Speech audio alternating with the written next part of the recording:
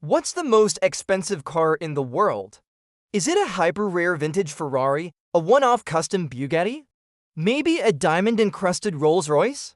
Well, if you guessed any of those, you're on the right track, but the real answer might surprise you. Today, we're diving deep into the world of automotive royalty to uncover the story behind the single most expensive car ever sold.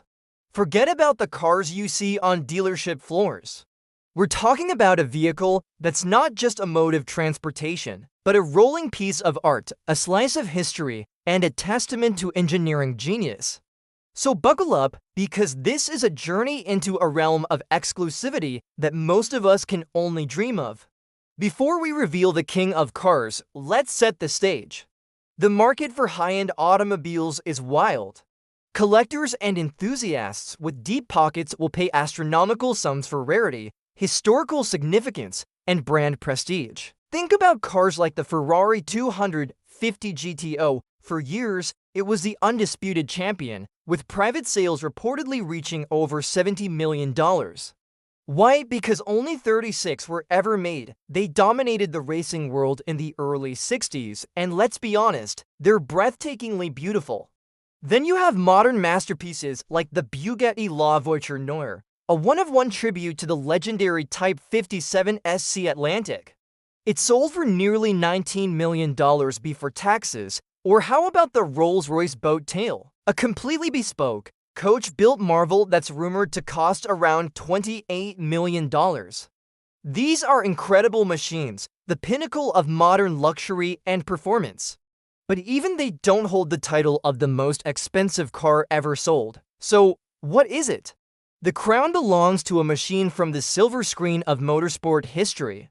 A car so legendary, it's known by its nickname, the Silver Arrow. The most expensive car ever sold at auction is a 1955 Mercedes-Benz 300 SL Uhlenhaut Coupe. And the price? Prepare yourself. It sold in a secret auction in 2022 for an absolutely mind-blowing 135 million euros.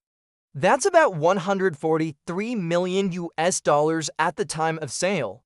Let me say that again, $143 million. For one car, that figure didn't just break the previous record for a car.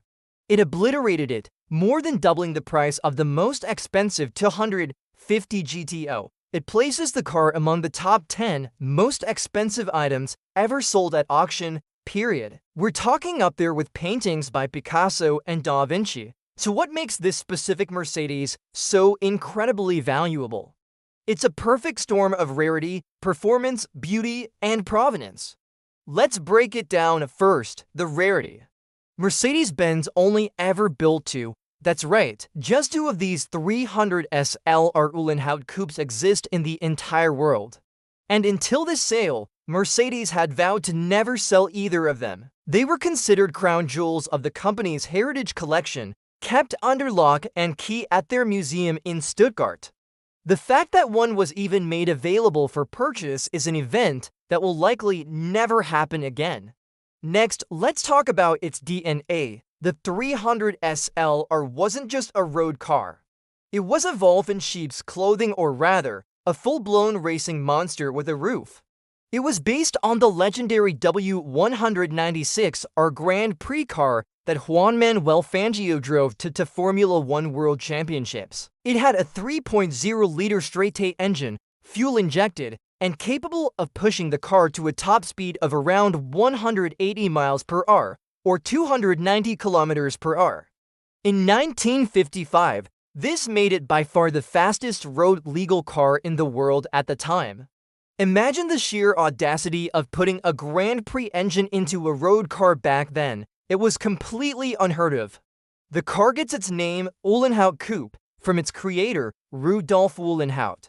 He was the head of Mercedes' test department, a brilliant engineer, and a pretty handy driver himself. The story goes that he designed the coupe version of the 300 SL, a race car, to protect his drivers from the elements in long-distance races like the Carrera Panamericana. But after the tragic 1955 Le Mans disaster, where a 300 SLR was involved in the deadliest accident in motorsport history, Mercedes withdrew from racing entirely.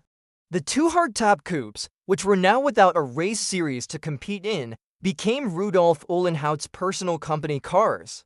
Can you imagine having a Formula One car with a roof as your daily driver? Legend has it that Uhlenhaut, running late for a meeting, once drove the 220 kilometers from Stuttgart to Munich in just over an hour.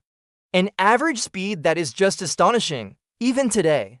And then there's the design. Just look at it. It's a masterpiece of form and function. The long, sweeping hood, the iconic gullwing doors that pivot up from the roof, the side-exit exhausts that spit blue flames on the overrun. It's aggressive yet elegant. The blue car, which is the one that remains with Mercedes, has a blue interior. The one that was sold, known as the red car, has a red tartan interior. Every line, every curve is pure, unadulterated 1950s cool. It's the kind of car that looks like it's doing 100 miles an hour even when it's standing still. The auction itself was the stuff of legends. It wasn't a public event at a fancy auction house. R.M. Sotheby's hosted an ultra-exclusive, invitation-only auction at the Mercedes-Benz Museum. Only a handful of the world's most serious and trusted car collectors were even invited to bid. The secrecy was immense. The automotive world was buzzing with rumors, but nobody knew for sure what was happening. Mercedes-Benz didn't just sell the car to cash in. The decision was monumental. They announced that all the proceeds from the sale would be used to establish the Mercedes-Benz Fund. This global scholarship program will support students in environmental science and decarbonization. So in a way, the sale of this icon of the internal combustion engine era is now funding the future of sustainable transportation. There's a beautiful poetry in that. The legacy of the silver arrow is now helping to create a greener future. The winning bidder has remained anonymous, as you might expect when you spend that kind of money. However, they did agree to one very important condition: the car must be made available for public display on special occasions. So even though it's in a private collection, we, the public, haven't seen the last of the 300 SLR Uhlenhaut Coupe. It will continue to be an ambassador for the Mercedes-Benz brand and a symbol of automotive history. The other coupe, the blue one, remains on display at the Mercedes-Benz Museum in Stuttgart for everyone to see. So $143 million, is any car really worth that much? In terms of raw materials and manufacturing cost, of course not. But that's not how value works at this level. You're not just buying metal, rubber, and glass. You're buying a unique story. You're buying the genius of Rudolf Uhlenhaut. You're buying the legacy of Juan Manuel Fangio and Sterling Moss. You're buying the only opportunity you will ever have to own one of the two most legendary road-going race cars ever created by one of the world's most prestigious automakers. It represents a pinnacle moment in history when engineering was seen as an art form, and the pursuit of speed was a noble, almost heroic, quest. In a world that's moving towards electric and autonomous vehicles, the Uhlenhaut Coupe is a powerful, thundering reminder of where we came from. It's the ultimate they don't make M like they used to car. What do you think? Is the 1955 Mercedes-Benz 300 SLR Uhlenhaut Coupe a worthy holder of the title most expensive car in the world?